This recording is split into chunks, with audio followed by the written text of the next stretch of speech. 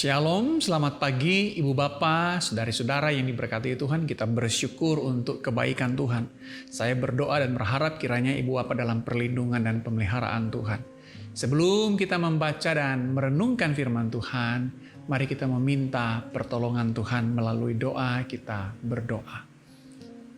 Tuhan, terima kasih untuk kebaikan-Mu, pemeliharaan-Mu bagi kami.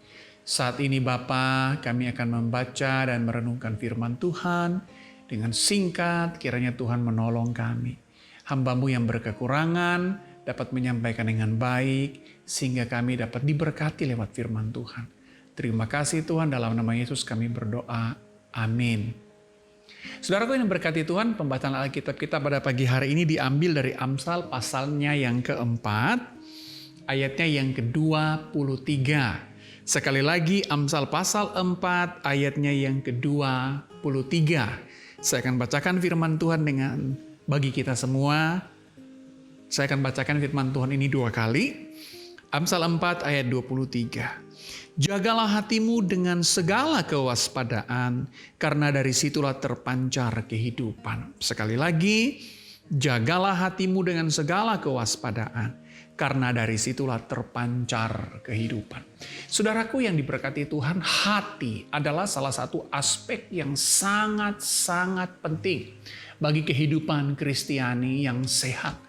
Di dalam hati, saudara-saudara, kata hati atau hati yang dipakai di dalam Alkitab itu tidak merujuk kepada organ hati sebagai organ yang kita tahu yang berfungsi untuk menetralkan racun, salah satunya, ada banyak fungsi yang lain.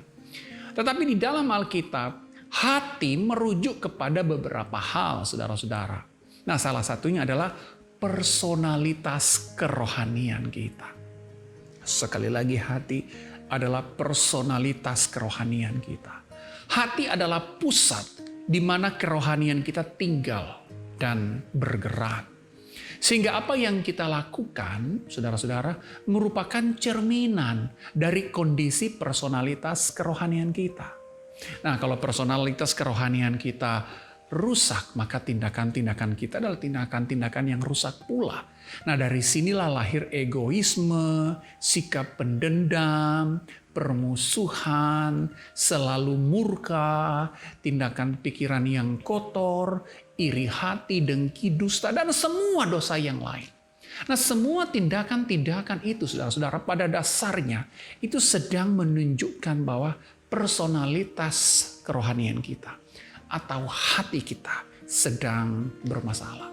Sedangkan personalitas kerohanian yang baik, atau kalau kita bahasakan dengan hati yang sehat, hati yang baik, akan menghasilkan sebuah tindakan-tindakan yang terpuji. Seperti suka menolong, pemaaf, senang memberikan pembantuan, peka dengan keadaan orang lain, saling memperhatikan, jujur, dan lain sebagainya, saudara-saudara. Nah, dengan kata lain, kondisi hati, saudara-saudara. Sekali lagi ini penting sekali bahwa kondisi hati kita menentukan pikiran, perkataan kita. Bahkan menentukan apa yang akan kita lakukan. Nah, pertanyaannya adalah sebenarnya seberapa serius kita memperhatikan atau menata hati kita. Sekali lagi, seberapa serius kita menata hati kita. Apa yang kita lakukan untuk hati kita? Untuk menata hati kita, atau untuk menjaga hati kita. Banyak orang yang tidak peduli, saudara-saudara.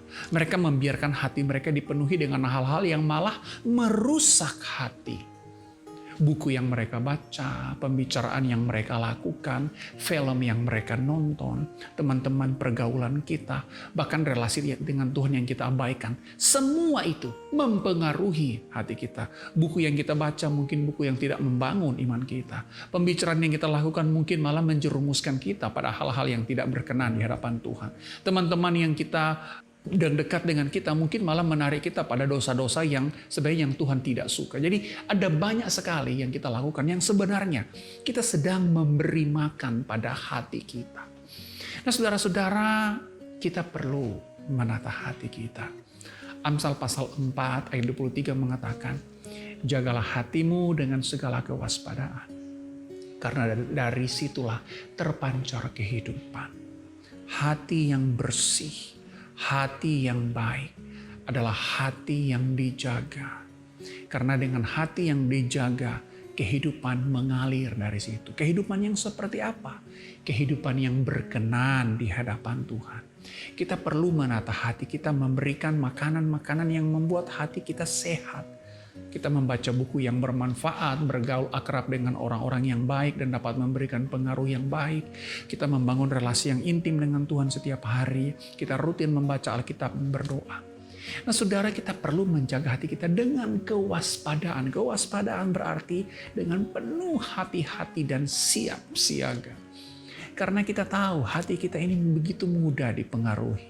Begitu mudah terpolusi atau terkorupsi. Kita perlu menjaga hati kita. Dari hati kitalah terpancar kehidupan.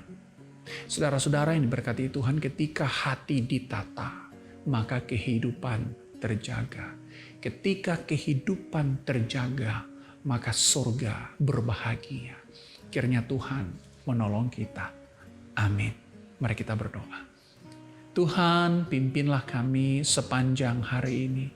Dengan hati kami yang selalu terarahkan, dijaga, dan Engkau yang tinggal di dalam hati kami. Sehingga kehidupan kami menjadi kehidupan yang benar berkenan kepada Engkau. Kami mau menata hati kami dengan baik. Kiranya Tuhan yang menolong kami. Di dalam nama Yesus kami berdoa. Amin. Baik saudara-saudara yang berkati Tuhan, selamat menjalani hari ini dengan hati kita yang tertata di hadapan Tuhan. Tuhan menolong kita. Amin.